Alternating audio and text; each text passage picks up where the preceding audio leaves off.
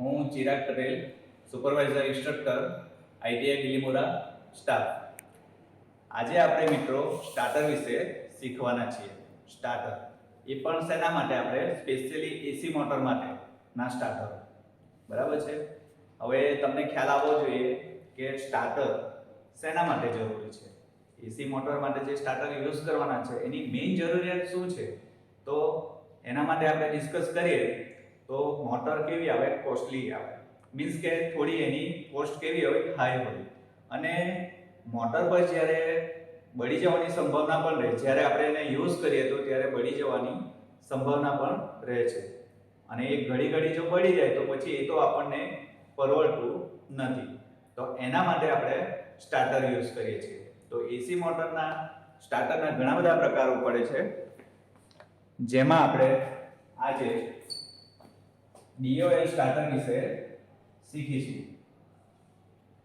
DOL starter. DOL starter. આ જે DOL starter છે એ આપણે અપ ટુ 5 HP કેટલી? અપ ટુ 5 HP 5 HP ની મોટર સુધી યુઝ કરીશું. કેટલી? 5 HP ની મોટર સુધી. એનાથી વધારે HP ની મોટર હોય તો આપણે આ DOL સ્ટાર્ટર યુઝ કરી શકતા નથી.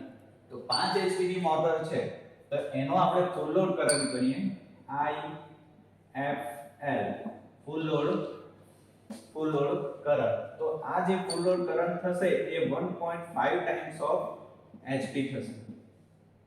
ફૂલ લોડ કરંટ કેટલો થશે? 1.5 ટાઈમ્સ ઓફ HP. આપણી પાસે કેટલા HP ની મોટર છે? 5 HP ની. એટલે આપણે જો કેલ્ક્યુલેશન કરીએ તો 1.5 * 5 = 7.5 એમ્પિયર. આ શું થયો એનો? Full load current. Means full load કરંટનો આપણે મીનિંગ શું કરીએ કે મોટરની એક કેપેસિટી છે લોડ સહન કરવાની. જો મોટરને આપણે એ લોડ સહન કરવાની જે કેપેસિટી છે એના કરતાં જો વધારે આપણે એને લોડ આપીએ તો શું થશે? બળી જશે. હવે બળી જશે એટલે કેવી રીતે બળી જશે? મીન્સ કે એની ફૂલ લોડ કેપેસિટી કેટલી છે? 7.5 એમ્પિયર. 7.5 એમ્પિયરનો કરંટ વાઇન્ડિંગમાંથી પસાર થશે ત્યાં સુધી એ વાઇન્ડિંગ સેફ રહેશે.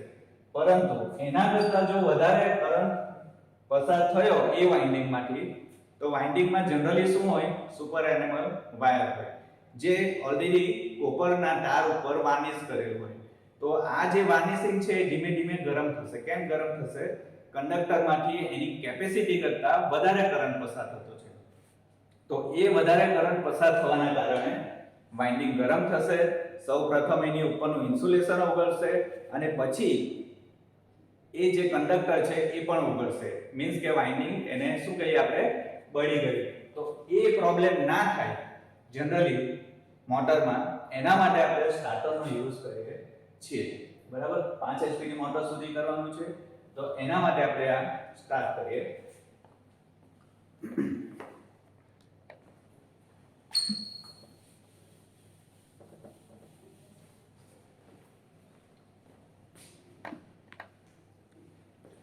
આપણે ડ્યુઅલ સ્ટાર્ટરના યુઝમાં આપણે કરીએ તો આપણે મટીરીયલનું લિસ્ટ બનાવીશું પહેલા. તો એના માટે જોઈશે એક રિલે. શું જોઈશે? રિલે. ત્યાર પછી બીજું જોઈશે કોન્ટેક્ટર.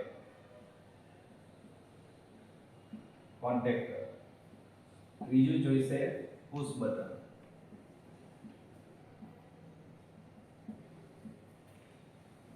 બરાબર? મેઇન કન્સેપ્ટમાં આપણે લઈશું રિલે, કોન્ટેક્ટર અને પુશ બટન. આ બધા ઇક્વિપમેન્ટનો યુઝ કરીને આપણે ડ્યુઅલ સ્ટાર્ટર બનાવીશું. તો ડ્યુઅલ સ્ટાર્ટર બનાવવા માટેના મેઇન બે પાર્ટ છે. એક છે કંટ્રોલિંગ પાર્ટ અને બીજો છે power વાયરિંગનો part.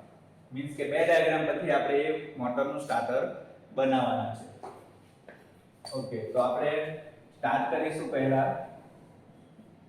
Control wiring diagram. Control wiring diagram.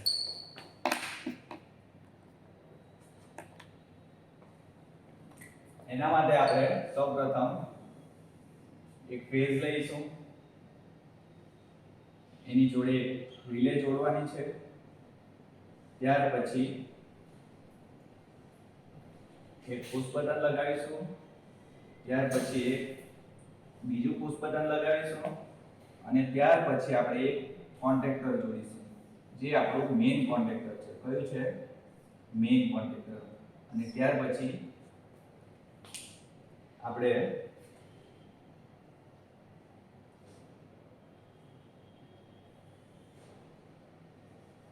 આ ન્યુટ્રલ અને આ ફેઝ.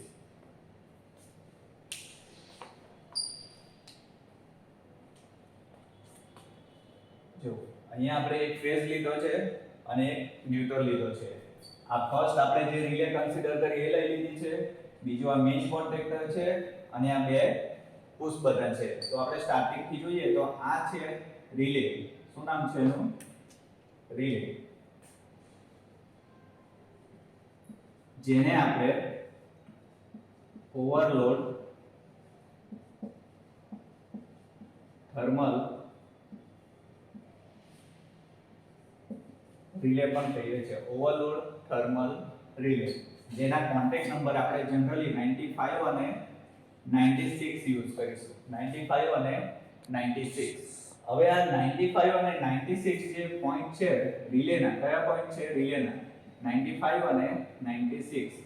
અહીંયા તમે જોઈ શકો છો ફેઝ સીધો 95 નંબરમાં આપેલો છે અને 96 માંથી બહાર કાઢેલો છે. અહીંયા ઇન, અહીંયા આઉટ છે. તો આ 95 અને 96 એ જનરલી NC કોન્ટેક્ટ હશે. કેવો હશે? NC, normally close. NC means શું થશે? Normally close.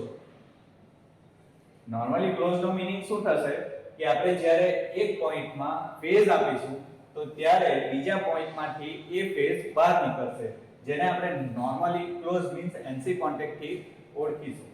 પણ નામ શું છે? Overload thermal relay. મીન્સ કે જ્યારે ઓવરલોડ થશે ત્યારે આ રિલે ઓપરેટ થવી જોઈએ અને આખી સર્કિટને શું કરવી જોઈએ? ટ્રિપ કરવી જોઈએ. તો એના માટે શું થવું જોઈએ કે આ જે NC કોન્ટેક્ટ છે એ કેવો થવો જોઈએ? N.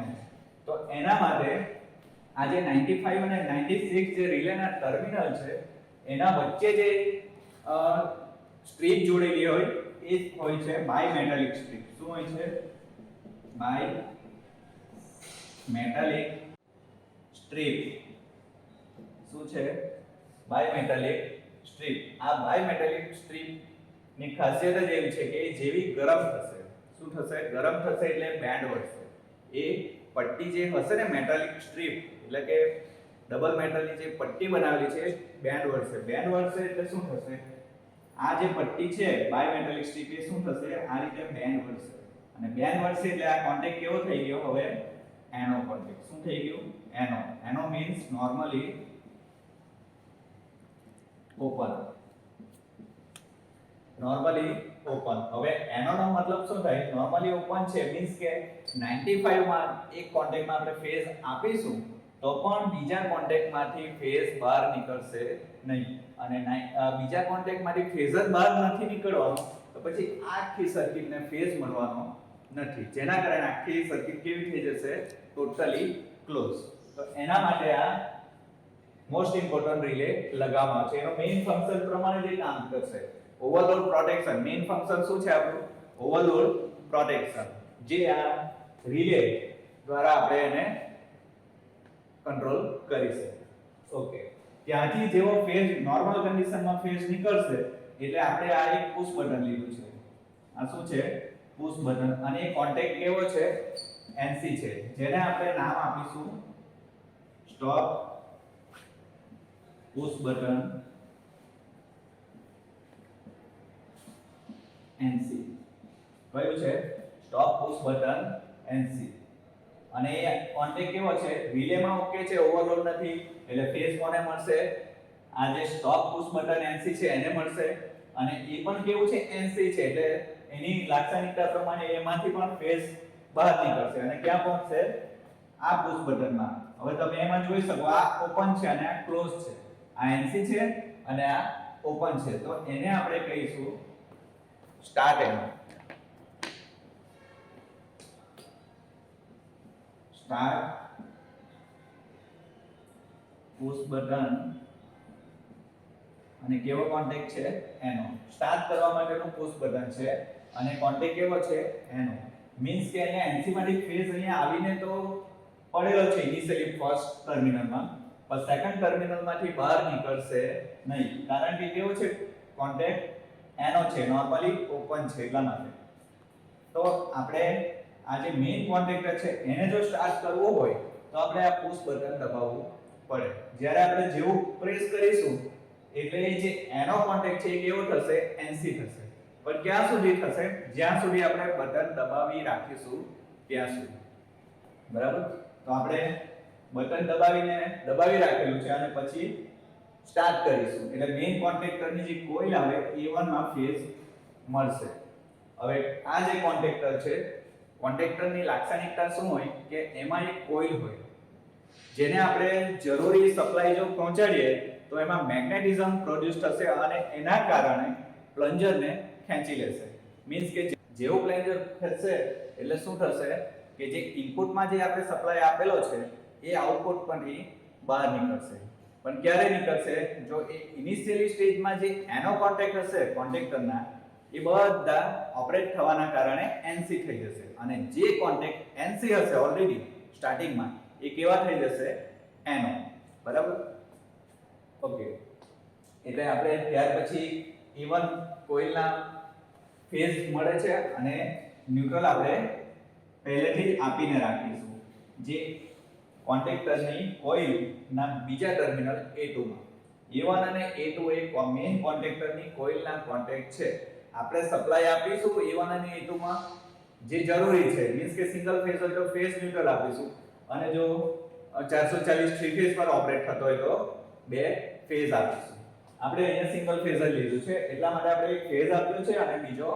ન્યુટ્રલ આપ્યો છે અને કોન્ટેક્ટર ચાલુ થશે હવે આપણે આ જે કંટ્રોલિંગ ડાયાગ્રામ છે એના મુજબ જો આપણે જોઈએ તો આપણે જેવું સ્ટાર્ટ કરીએ એટલે મેઇન કોન્ટેક્ટર ચાલુ થશે મેઇન કોન્ટેક્ટરના આઉટપુટમાંથી આપણે મોટરને સપ્લાય પહોંચાડવાનું છે તો જ્યારે આપણે મોટર સ્ટાર્ટ કરીશું મીન્સ કે મેઇન કોન્ટેક્ટર ઓપરેટ થશે સ્ટાર્ટ પુશ બટન દબાવવાના કારણે તો ત્યારે મોટરને સપ્લાય પહોંચશે પરંતુ આપણે અહીંયા તો એનો કોન્ટેક્ટ છે જેને આપણે પ્રેસ કર્યું છે પાછા છોડી દઈશું એટલે તો પાછો એનો થઈ જશે પ્રેસ કરીશું ત્યારે NC થશે પણ છોડી દઈશું એટલે એનો થઈ જશે તો પાછું સપ્લાય કોન્ટેક્ટરની કોઇલને નહીં મળે એટલે મોટર તો બંધ થઈ જશે તો એના માટે આ તો શું થયું સ્ટાર્ટ સ્ટોપ થવાનું મોટર સ્ટાર્ટ તો થશે પણ પાછી આપણે પુશ બટન છોડી દઈએ એટલે બંધ થઈ જાય તો એના માટે મોટરને કન્ટિન્યુઅસ ચલાવવા માટે આપણે હોલ્ડ ઓન કોન્ટેક્ટનો યુઝ કરીશું hold on contact hold on means શું આવશે પકડી રાખવું મોટરને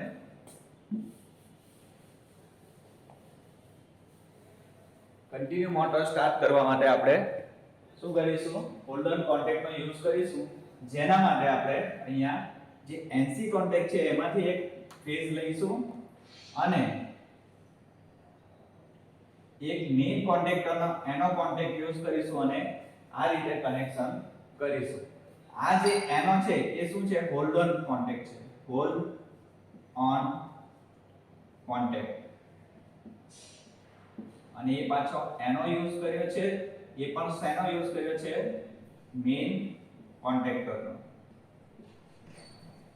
મેઇન કોન્ટેક્ટરનો એનો કોન્ટેક્ટ યુઝ કર્યો છે જેના કારણે શું થશે કે અહીંયા આપણે સ્ટાર્ટ કરીને છોડી દઈશું તો પણ બીજો એક રસ્તો છે કે જે મેઇન કોન્ટેક્ટરનો એનો કોન્ટેક્ટ છે એ રસ્તાના થ્રુ કોઇલને સપ્લાય મળતો રહેશે એટલે એના કારણે આપણે મેઇન કોન્ટેક્ટર કન્ટિન્યુ ચાલુ રહેશે અને મેઇન કોન્ટેક્ટર ચાલુ રહેશે એના કારણે મોટર પણ કન્ટિન્યુ ચાલુ રહેશે હવે આપણે ધારો કે મોટરને બંધ કરવાની છે તો એના માટે સ્ટોપ કરવા માટે શું કરીશું અહીંયા સ્ટોપ જે પુશ બટન છે એને આપણે પ્રેસ કરીશું એટલે પાછું મોટર બંધ થઈ જશે બરાબર આ રીતે આપણે કંટ્રોલિંગ કરીશું આ છે કંટ્રોલિંગ વાયરિંગ ડાયાગ્રામ મેઇન આમાં ધ્યાન રાખવાનું છે રિલેના 95 અને 96 કોન્ટેક્ટ નો યુઝ કરવાનો છે હોલ્ડર કોન્ટેક્ટ પણ મોસ્ટ ઇમ્પોર્ટન્ટ છે અને મેઇન કોન્ટેક્ટરને આપણે એની જરૂરિયાત મુજબ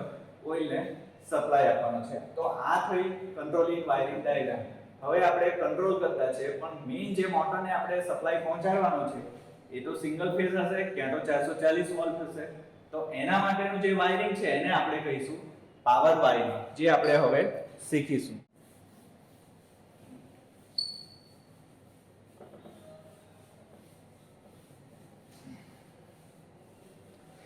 ચલો હવે આપણે શું શીખીશું? Power wiring diagram. Power wiring diagram શેના માટેનો છે? ડ્યુઅલ સ્ટાર્ટર માટેનો પાવર વાયરિંગ ડાયાગ્રામ, જેમાં આપણે ત્રણ ફેઝ લઈશું, R, Y અને B. R, Y અને B. મોટર આપણી કઈ છે? 3 ફેઝ ઇન્ડક્શન મોટર લીધી છે, એટલા માટે આપણે ત્રણ ફેઝ લઈશું, R, Y, B. અને કહીશું આપણે 3 ફેઝ બસ બાર સિસ્ટમ. બસ બાર માંથી આપણે RYB સપ્લાય લઈશું, જેને આપણે સીધા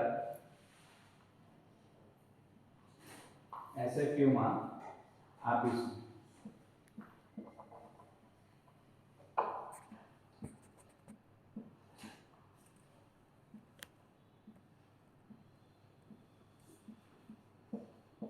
આને આપણે કહીશું SFQ.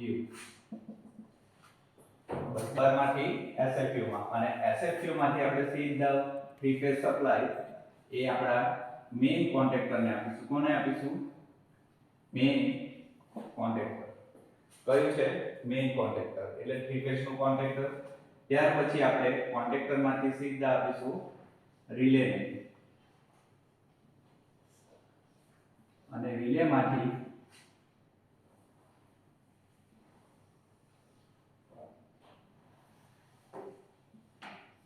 આપણે સપ્લાય આપીશું 3 ફેઝ ઇન્ડક્શન મોટર. આ છે બસબાર સિસ્ટમ. બસબાર પછી SFQ આવશે, SFQ પછી આવશે મેઇન કોન્ટેક્ટર, અને આ આવશે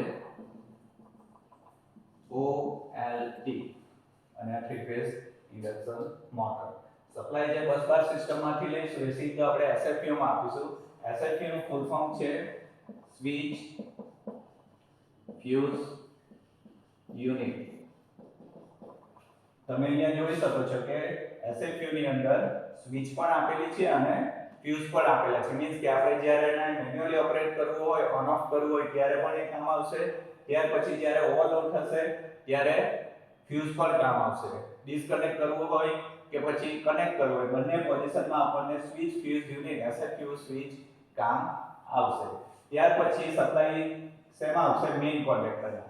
આ ઇનપુટ સાઇડ છે અને આ આઉટપુટ સાઇડ છે. મેઇન કોન્ટેક્ટરના ઇનપુટમાં સપ્લાય આવશે 3 ફેઝ સપ્લાય, એટલે કોન્ટેક્ટરમાંથી બહાર નીકળશે કેટલો? 3 ફેઝ સપ્લાય 440 વોલ્ટ. તો એ પછી રિલેમાં જશે. રિલેનું નામ છે OLT, એટલે ઓવરલોડ થર્મલ રિલે.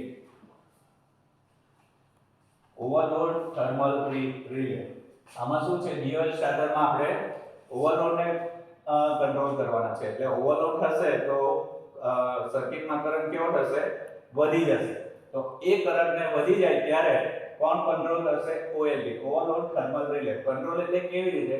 કે એ સર્કિટની અંદરથી જે રીતે આપણે કંટ્રોલ વાયરિંગમાં જોઈ ગયા કે રિલેમાંથી જેવો વધારે કરંટ પસાર થશે એટલે એની જે બાયમેટાલિક સ્ટ્રીપ છે એ શું થશે? બેન્ડ વળશે, અને બેન્ડ વળશે એટલે આઉટપુટમાંથી ફેઝ નીકળશે નહીં. એટલે રિલે શું કરશે? આખી સર્કિટને ટ્રીટ કરી લેશે. જો સપ્લાય યોગ્ય હશે, મીન્સ કે કરંટ લોડ વધારે નથી અને કરંટ એની જે ફૂલ લોડ કેપેસિટી છે એટલો જ પસાર થશે, તો રિલેમાંથી સપ્લાય નીકળીને કોને મળશે? 3 ફેઝ ઇન્ડક્શન મોટરને, જેના કારણે પછી મોટર સ્ટાર્ટ થશે. અને અનનેસેસરી કન્ડિશન મીન્સ કે ઓવરલોડિંગ, તો ત્યારે રિલે ટ્રીપ થશે અને આખી સર્કિટને બંધ કરી દેશે. તો આ છે આપણું power wiring diagram. SFQ main contractor અને OLP અને થ્રી ફેઝ ઇન્ડક્શન મોટર. જે રીતે આપણે આગળ જોઈ ગયા ડ્યુઅલ સ્ટાર્ટરમાં કે જે કંટ્રોલ વાયરિંગ હતું એ અને પાવર વાયરિંગ બંનેના વર્ક રિલેટેડ જે છે એવા છે અલગ અલગ છે. જે ટાઈમે પાવર વાયરિંગ ની અંદર કંઈક પ્રોબ્લેમ થશે તો ત્યારે કંટ્રોલ વાયરિંગ શું કરશે એને કંટ્રોલ કરવાનું કામ કરશે. મીન્સ કે જ્યારે ઓવરલોડિંગ થશે તો ત્યારે ઓટોમેટિક કંટ્રોલ વાયરિંગ એ શું કરશે પાવર વાયરિંગ ને કટ આઉટ કરશે એટલે આપણી મોટર સેફ રહેશે. આ છે આપણું ડ્યુઅલ સ્ટાર્ટર. હવે આપણે લાસ્ટમાં જોઈ લઈએ કે આના કી પોઈન્ટ કયા કયા છે. તો આ ડ્યુઅલ સ્ટાર્ટર છે એની લિમિટેશન આપણે કહીએ તો શું છે એ અપ ટુ 5 HP ની મોટર સુધી યુઝ કરી શકીએ છીએ. હવે એના કરતા વધારે HP ની જો મોટર હોય તો આપણે એને યુઝ કરી શકતા નથી. એ એની લિમિટેશન છે. 5 HP થી વધારે HP ની મોટર હોય તો એના માટે પછી આપણે બીજા આપણા જે AC મોટર માટેના સ્ટાર્ટરો છે, સ્ટાર ડેલ્ટા સ્ટાર્ટર છે, રેઝિસ્ટન્સ સ્ટાર્ટર છે, ત્યાર પછી કેમિકલ સ્ટાર્ટર પણ આવશે. તો એ બધા સ્ટાર્ટરો તરફ જવું પડે. પરંતુ અપ ટુ 5 HP સુધી આપણે ડ્યુઅલ સ્ટાર્ટરનો યુઝ કરીશું. આ જે સ્ટાર્ટર છે આપણું એની અંદર આપણે રિલે, કોન્ટેક્ટર અને પુશ બટનમાં કયા આવશે NO અને NC. તો આટલી ઇલેક્ટ્રિકલ મટીરીયલ જે છે એનો યુઝ કરીને આપણે કંટ્રોલ અને પાવર વાયરિંગ બનાવીશું. આ જે કંટ્રોલ અને પાવર વાયરિંગ બનાવીએ ત્યાર પછી પાવર વાયરિંગ થ્રુ આપણે કોને સપ્લાય આપીશું થ્રી ફેઝ ઇન્ડક્શન મોટરને. જેના કારણે આપણે મોટરને સેફ રાખી શકીએ અને એને વારંવાર બળી જવાથી પણ અટકાવી શકીએ. તો આ છે આપણું dual starter, direct online starter. Thank you.